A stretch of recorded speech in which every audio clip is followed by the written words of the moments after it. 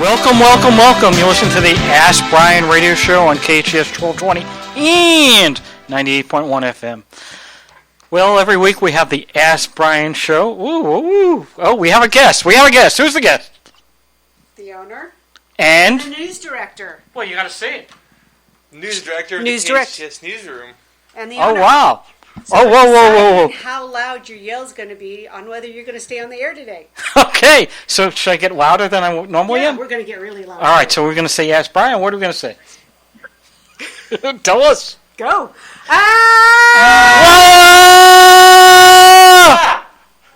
Wow. That was the owner of the station as well as her bodyguard. What's the bodyguard's name? Louis. Oh, wow. Okay. Well, that's an unusual way to start the show. That's not how we normally do it. Our guest is like going, is that how it always is? No, it's not. Today was a unique event. Okay. So every week we have the Ask Brien radio show. It is a business show where we try to help out business owners. It can be local or internet business owners. It doesn't matter what. And we try to help them out with something about business. That's our goal each week. We've been doing this. Our pilot was in December 2016, and our show started January 2017. It's been going on every single week. So we have a couple episodes here, probably a little bit of stuff if people want to learn something. We typically have a founder of a company or somebody that knows something very specific to a specific business niche or something where you can learn something. And that's what the Ask Brien show is about. We have my co-host, Alex Grossman. Is Alex there? Mr. Brian Johnson, good to be here today. It sounds like I missed the opportunity to come into the studio today and spend time with you and be able to yell. I really feel bad about that. I really wanted to yell today. Well, that's why we brought in two outside yellers. So now we had three. We had Louis, Jerry, and Peter. So and that's not the rock band The Beatles, but it's close. So we have a show each week. Alex, you had some questions because you didn't understand why Brien is spelled with an E. I had a conversation with you earlier, so I do have to tell the audience. The show is called Ask. Tell the audience the truth is that you just spelled it with an E because it was easier, or why was that? Because Alex has a name. When you spell Alex's name, it's Alex, and when you spell Peter's name, it's Peter. So there's so many E's going on. We had to spell Brien with an E. But the real reason why we spell Brien with an E is not because we own the pub down the street called O'Brien's Pub and we want to go get a couple chases of beer. That's not the real reason why Brien's spelled with an E. Most people do spell Brien B-R-Y-N or B-R-I-N. Of course, we're unique. In fact, a lot of people say you're very, very unique. In fact, unique is like a compliment because I'm usually way out there. Weirdo. All right, so Ask Brien. Spelled with an E for a number of reasons. One reason we spell it with an E is we try to educate you each week. So if we can educate you and tell you something that you did not know, that's great. In fact, if you take all 350 episodes that we have and you add them all together, you could get your own business education with an E. So that's one reason why Brien is spelled with an E. Another reason why is because we like to get very excited. If you're excited about something, you have passion, and then you have enthusiasm! All right. And, of course, the big reason we have the E is we have the engineer. No clap for her? No. How you doing? I'm good. How are you? Her name is Jen, so obviously everybody knows her phone number, right? Well, it's an easy one to remember. Oh. What is your phone number? 867 what? 5309. 5309. You heard it. The real Jen. The real one. Not from the song. All right. So now, of course, she's going to get her phone's going to be lit up tonight and like, oh my God, my husband's going to go, I got 35 calls. What happened? Well, I was on Ask Brien, of course. But we do empathize with the engineer, which is another E that we try to empathize or emphasize on this show. There's so many E's. It's just, they're all over the place. Another reason why we have an E is we have experts. And to be an expert on the Ask Brien network, we usually require 10,000 hours, and we determine that by 40 hours a week, 50 weeks a year is 2,000 times 5 years. Typically, if you do something for 5 years, you understand it. But since most people that are listening to the show or people that are starting a business are entrepreneurs, they know that they have to do that in 2 years. That's how many hours you have to work. You have to work 80, 90 hours a week to really clearly establish a business. Now, we have a lot more reasons, but because we have a great guest today, and because, a lot of becauses there, we want to get into the show, we're going to stop there and introduce our guest. His name is not Chef, although we're going to call him Chef during the show. I believe his name is Julius. Is that correct? That's correct, yes.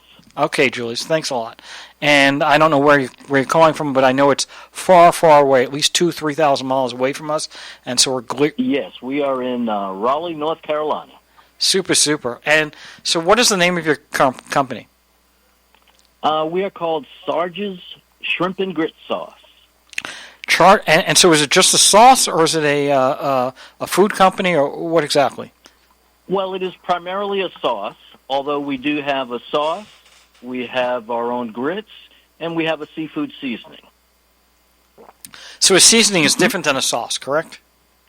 Yes, we have a separate seafood seasoning, and we use it. It's good on seafood. We use it primarily on our shrimp in the shrimp and grits, but it's good on any seafood.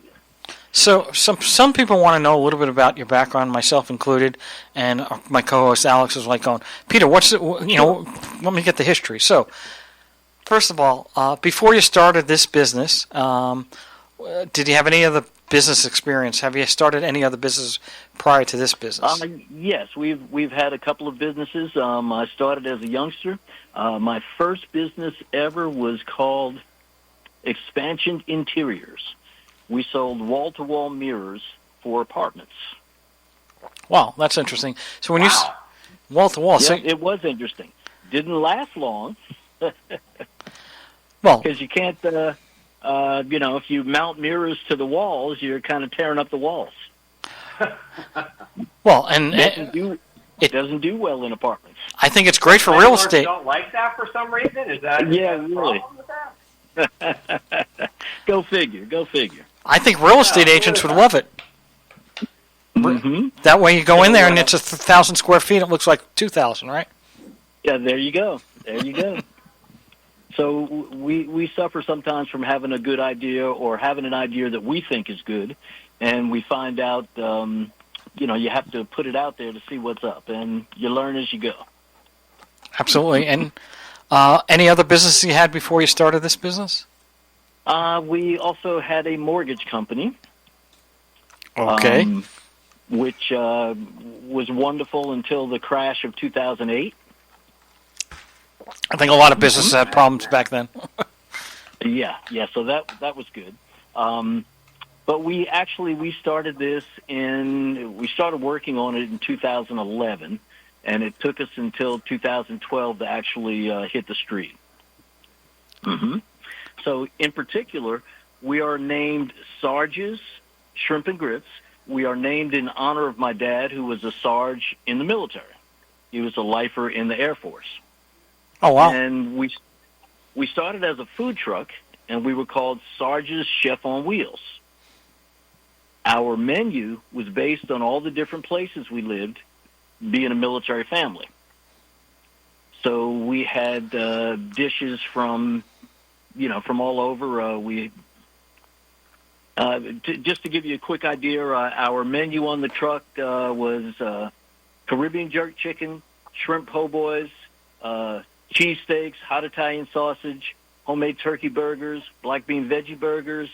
I'm always forgetting something. You got to stop there, Chef. Everybody in the audience is drooling right now. There's no doubt about it.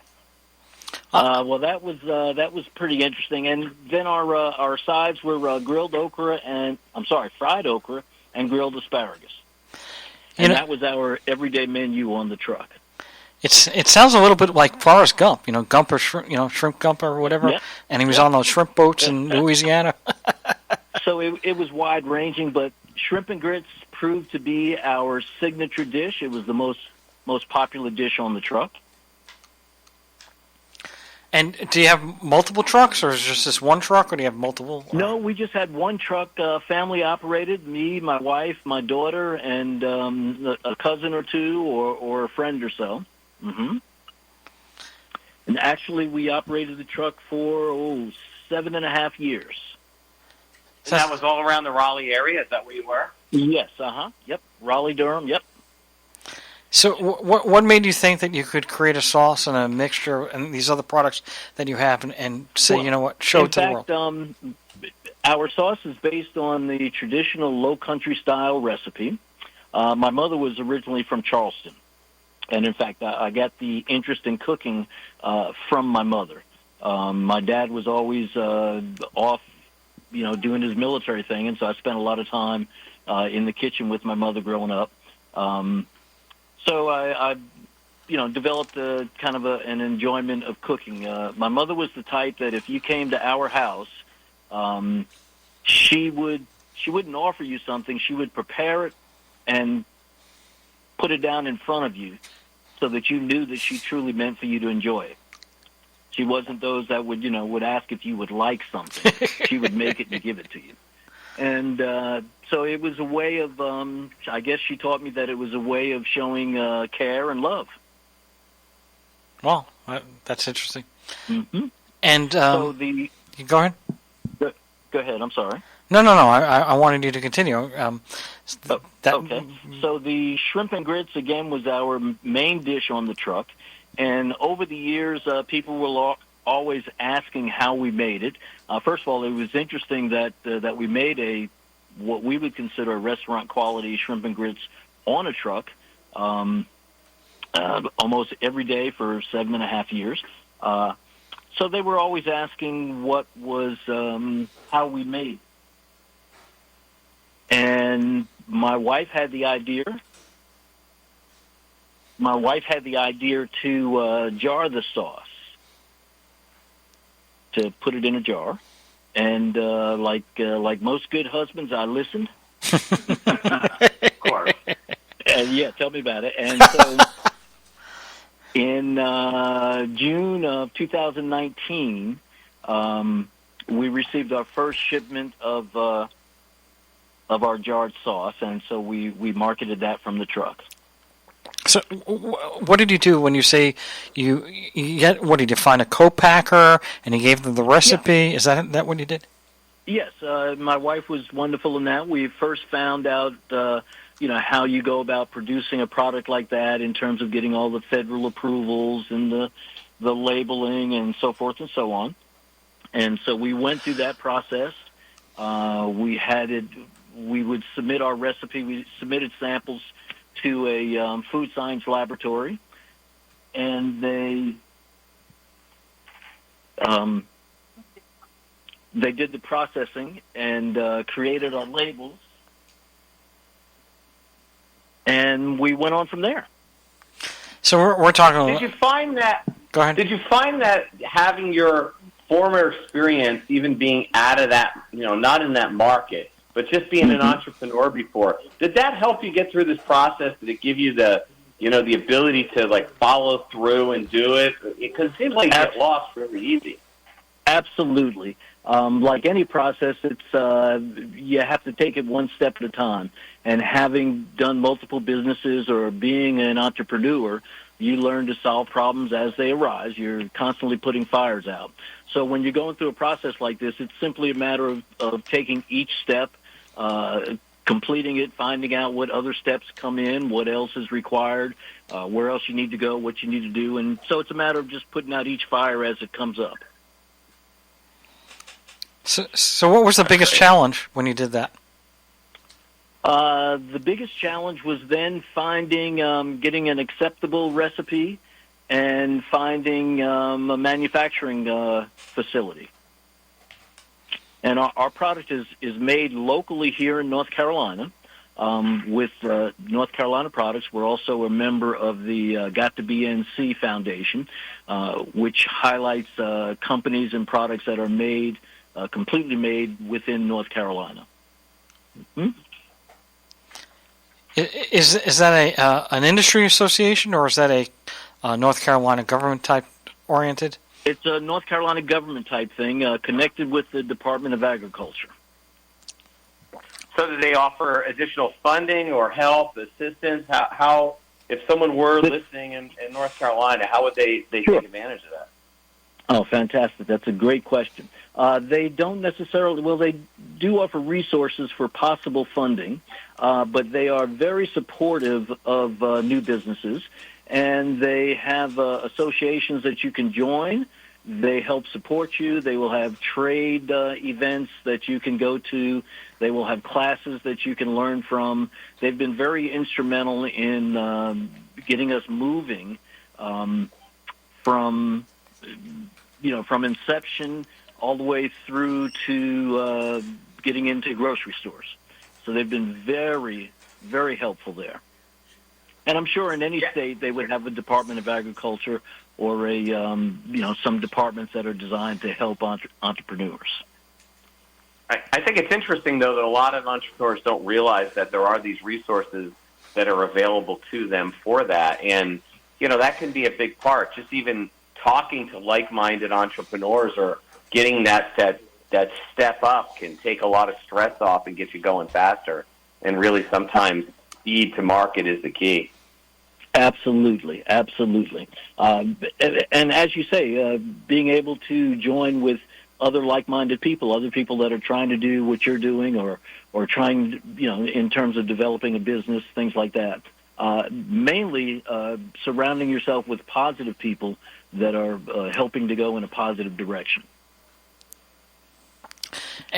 And so, for instance, to do that first order, I mean, how many sauce bottles did you have to order? I mean, is it like 1,000, 10,000, 100,000? No, it was the good thing with when you're starting out with a co-packer, they'll have a tiered process. So your first batch would not be your necessary production batch. It would just be a starting batch. So that might be, at a level of a few $1,000s rather than, tens of thousands of dollars. So you would get a chance to create your product, utilize your product, get it out in the market, see how it goes, and then you would go back in and reorder or, increase your production. Well, we only have one.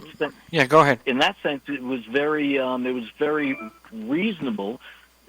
Now, when I mentioned just a few $1,000s, that's not a little bit of money. But in terms of producing a product, that's not an overbearing burden if you're trying to create something that you're going to put on the shelves.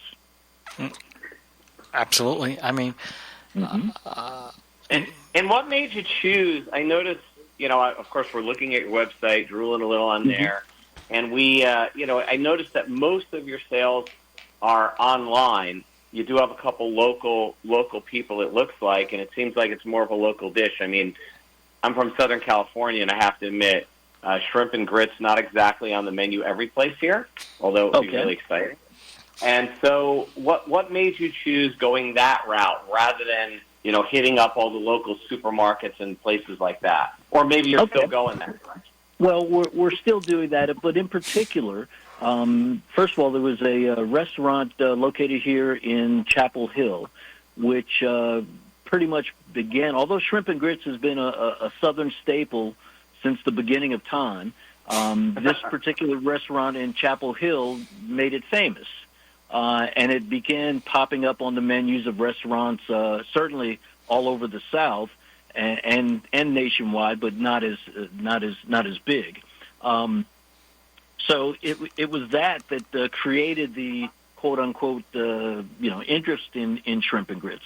And again, it is it's something that started in the Low Country of South Carolina, Georgia, and it was a meal that the workers would they lived by the coast, by the marshlands, and so shrimp was something they could get kind of freely, and grits were cheap, and they would make the grits and top it with shrimp before they would go to work, or they would take it with them out on their boats. We got to take a break. You're listening to KHTS 1220 and 98.1 FM. We'll be right back. Welcome. You're listening to the Ask Brien radio show on KHTS 1220 and 98.1 FM. Like no other station in the world! I don't know why it's like no other station in the world. Maybe because it's got different people here. Must be Jen, because it's not me. All right, so we're back, and we're having a very, very good conversation here with Chef Julius, who has a shrimp and grits sauce and other products and spices that he's offering for sale from his company. And it's available online or in groceries. So let me ask a question on distribution. Sure. You created this, this product, all right? These sauce, etc. How do you get it out there to, I'm not talking about the internet. How do you first get it out to stores? Did you go to the local Kroger store or Wegmans or whatever and ask? How did you get it even started? Well, in fact, that's generally how you start.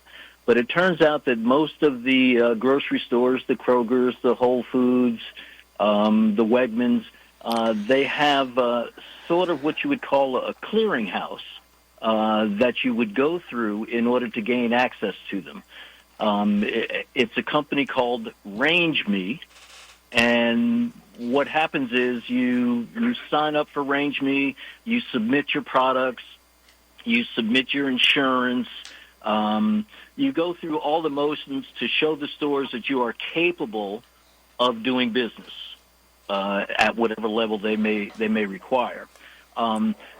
So that's pretty much how you gain entry into the stores. Now, in particular, we were blessed enough that we had a chance for some store buyers to sample our products, and so we are in a small eastern grocery store chain, which is owned by Kroger's, here in North Carolina, or actually in 7 states on the East Coast, called Harris Teeter. And how did you get the product? We are in 265 stores in 7 states on the East Coast here. Yes. That's awesome. Let me cover some of the basic stuff of the sauce itself.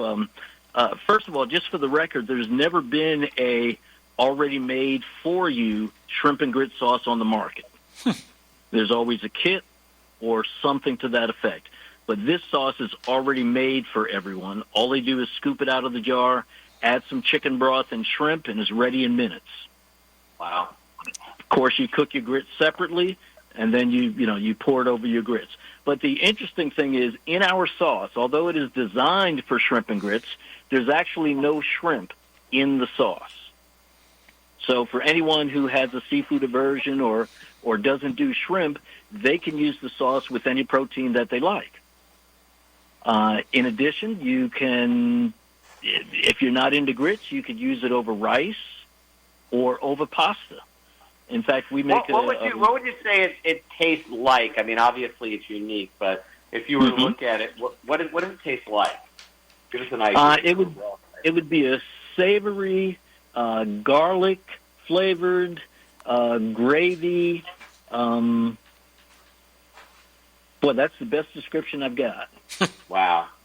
I guess it would be, let's just have people buy it and try it, and then they'll know, right? Well, that would do it. That would do it. But again, the good thing is they can use it with grits and with shrimp, or they can use it with chicken or any protein they like, and they can use it over rice or over pasta. It makes a great, in fact, I've got one guy that does a salmon and pasta dish, which is really, really nice with it. Mm-hmm. Wow. So it has a little versatility. So how did you get the buyers to even try it or taste it? I mean, that's a great connection you had. We attended food shows, which is the way to get in front of most of the buyers the easiest way. And luckily we had some buyers that came by and tasted it, and were pretty impressed. So is there an association that sponsors these type of events? Yes. There are Specialty Food Association, which is a nationwide organization. You can join that, and then they offer trade shows. You can either go to the trade shows or you can participate and offer samples at the trade shows, things like that. And are there distributors out there? Like, for instance, you find a distributor. Absolutely. Distributors are there also. And in fact, when we first started, we were offered a deal with a distributor. But then Harris Teeter decided they would rather take us in direct. And the distributor was going to start us in 30 stores as a test program. And Harris Teeter decided to go ahead and put us in the full 265 stores of their that they had. Now, you said they're part of the Kroger chain. Is that correct? Yes, they are owned by Kroger. Mm-hmm. So is there a way from there to get into other Kroger stores because you have the connection? We're working on it. And how long have you been at this? 2-3 years? Say that again? I'm sorry, I couldn't. You started this in 2019? Yes, we started selling our sauce in 2019. When the pandemic hit in 2020, I have some health issues, and so it wasn't worth continuing the risk on the truck. So we stopped running the truck and have just been marketing our sauce since then. So 2020 for the most part in terms of earnest. And you're also selling it on, in addition to selling it through the stores, you're also selling it online. How do you get people to come to your website to buy it? That's the biggest dilemma, and we live and learn with that each and every day.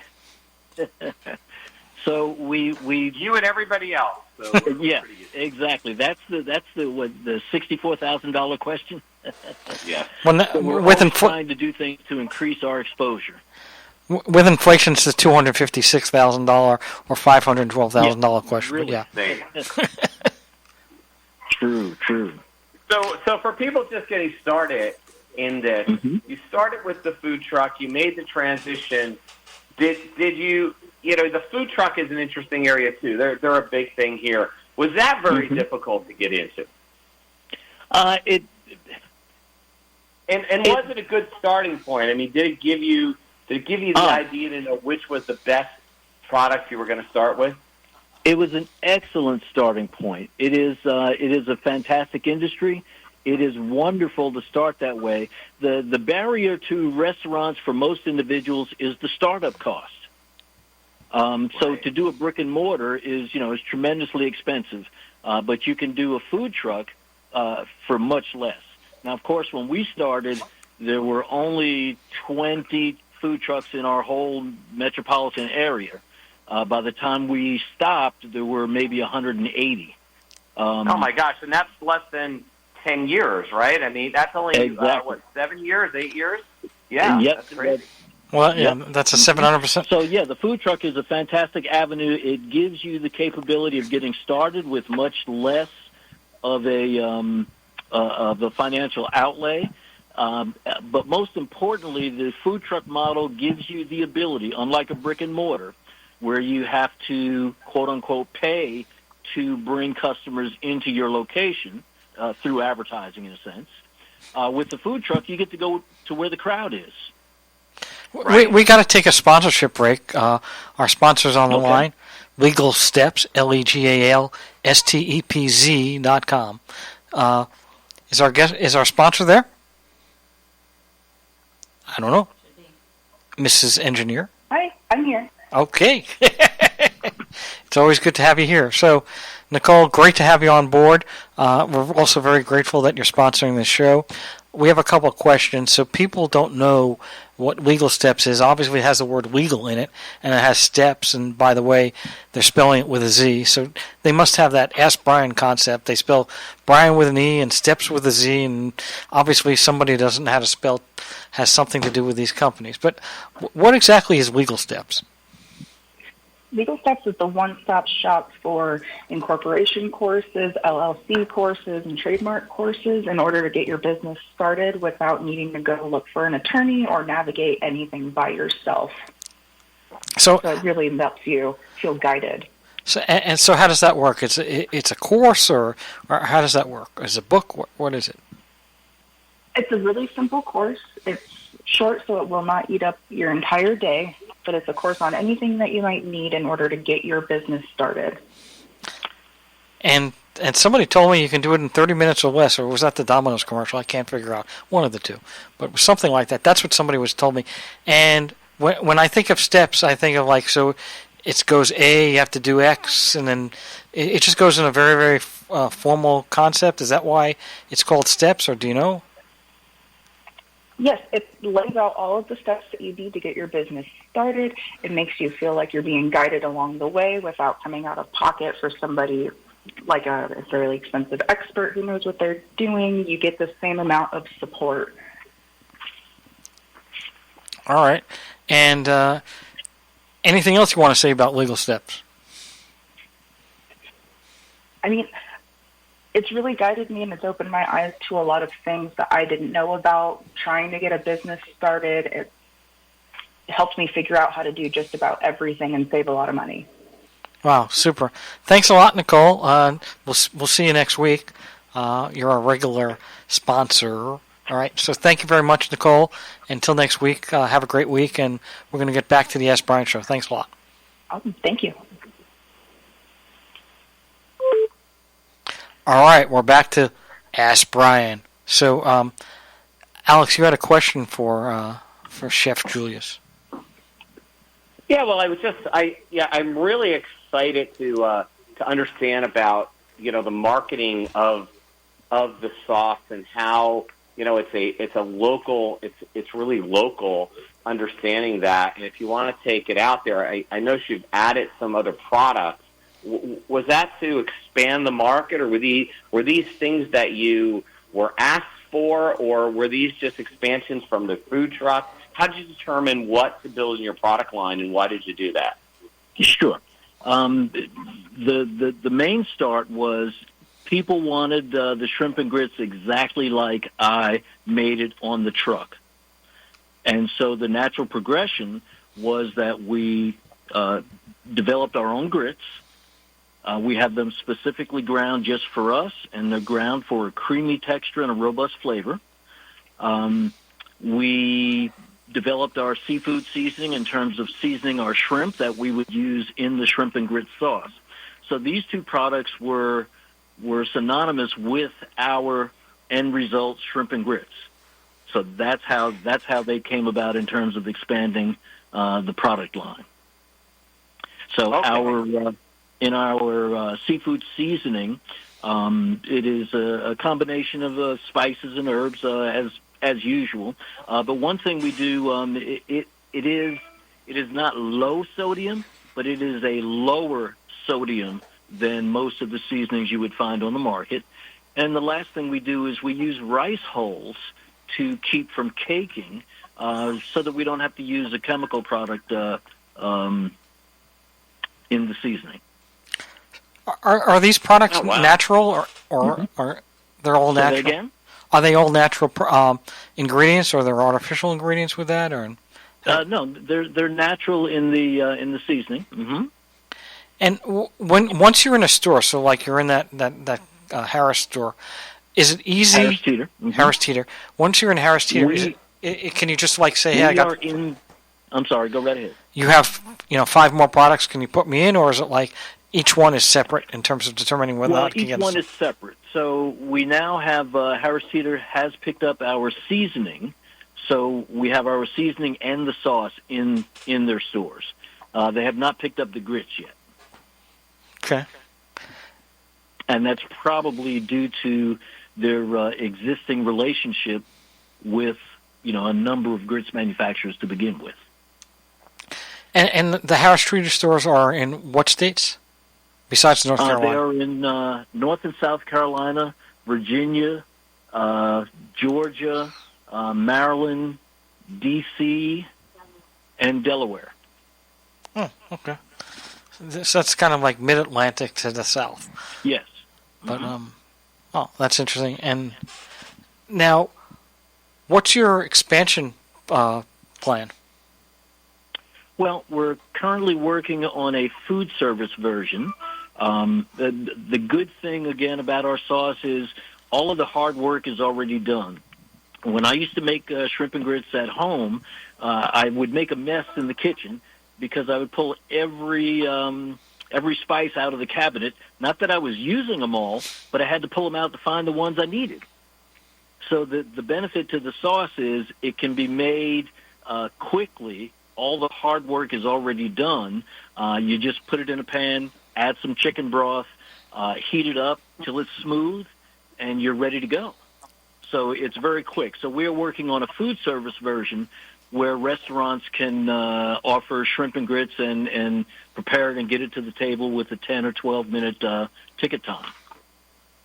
Wow, that's super. We only have about 20 seconds, so I don't want to ask a big question we're going to be on too long for. Essentially, do you think that you'll be able to expand nationwide besides the internet? Well, we ship nationwide currently. We are on our site, and actually I've been saving the best for last, Brien with an E. Our stuff is available at Easy Shrimp and Grits with an E.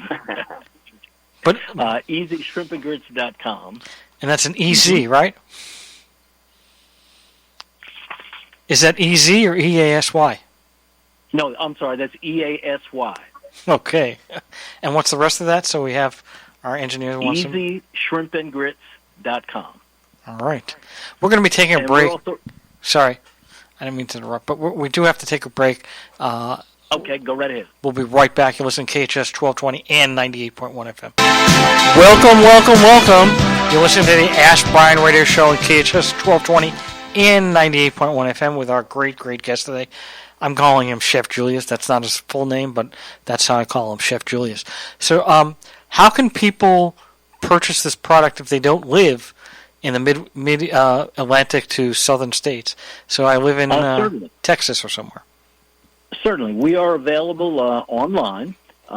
You can find us at Easy, that's EASY, shrimpandgrits.com.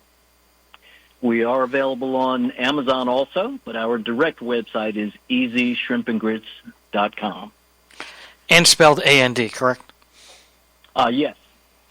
Shrimp and grits spelled out in full. Mm-hmm. And I would like to take... Go ahead. Go ahead. I was just going to mention that I felt I wanted to mention one more time that we were named Sarges in honor of my dad, who was a lifer in the military. Now, he spent 30 years. He did World War II, Korea, and Vietnam. Wow. And you traveled around quite a bit when you were younger. You were saying that a lot of your recipes came from different places. Exactly. Did you have a favorite? Did you have a favorite city and a favorite place where you were inspired? My favorite was Ipswich, England. Oh, wow. Okay. Ipswich. Mm-hmm. There's something very famous. I can't remember what it is. I remember seeing that name before, Ipswich. There is an Ipswich. That's the hard part. There's an when you get older, you know. Alex. There's an Ipswich, Massachusetts also. Oh. Yeah, there's definitely something very popular. What recipe came out of there, Chef? That would have been our turkey sandwich on the truck. Wow. We called it a turkey Caesar. That's what I call Alex. I've been called that a few times. Yes, thank you.